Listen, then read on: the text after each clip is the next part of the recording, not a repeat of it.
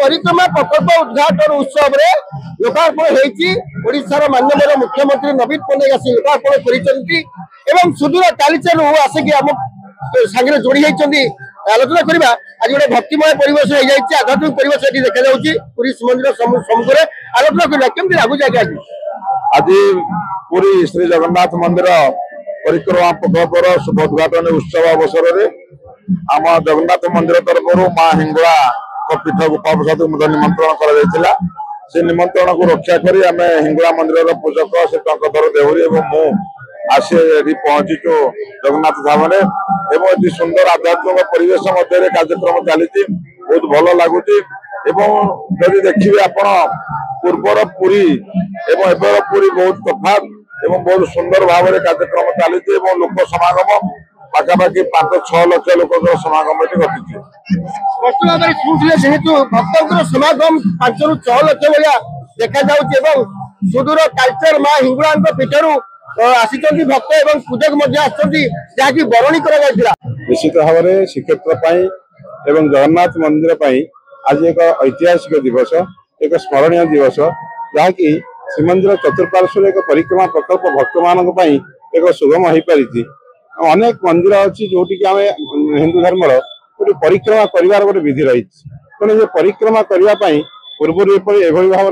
श्रृंखला नाला मानने सुविधा नाला जहाँकि गोटे भक्त परिक्रमा करने चाहूला अनेक बाधा विघ्न सम्मुखीन होता तेणु आज माननीय मुख्यमंत्री जो स्वप्न जे किपरि भाव में भक्तटी जो जगन्नाथ आसूची से सुविधा दर्शन कर मंदिर परिक्रमा कर तथा विशेष भाव में जो मंदिर किपरि भाव सुरक्षा कर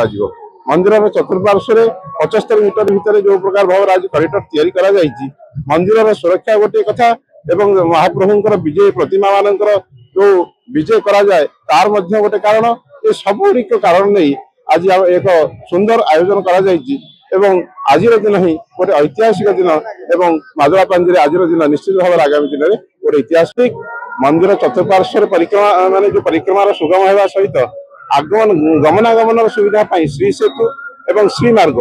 दुईटी जिनिस गोटे अल्टरनेटिव श्री मार्ग तैयारी करागला जहाँकि बड़दानर आ गोटे अल्टरनेटिव भक्त मैंने पादरे आसीपारे एवं जगन्नाथ बल्लभर पिलग्रिम सेंटर रु जान आसीपारे जो मैंने वृद्धा मैंने विकलांग मैंने आसीपारे तेणु एक अल्टरनेटिव मार्ग तैयारी करागला जहाँकि माने आगंतुक भक्त मान संख्या एत बढ़ानी आप देखिए शनिवार रविवार गोटे यात्रा जमी चलुँ तेणु निश्चित भाव आगामी दिन आहरी वृद्धि पाइब तेणु ये एक माने युगोपयोगी निश्चित आवश्यक थिला एवं स्वागत योग्य पदक्षेप से समय जो 75 मीटर भंगागला 2019 विषय आरंभ करागला से एत बड़ विशाल योजना कहीं भावी नथिले ताहार भावना भितर नथिला एभली एक भक्त मान एक सुगम मार्ग तैयारी करा जाउछि तेणु निश्चित भाव में से समय मठवाड़ी मान जो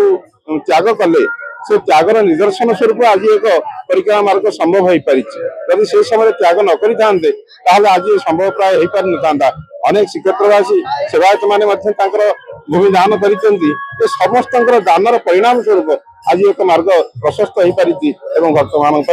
समर्पित हो।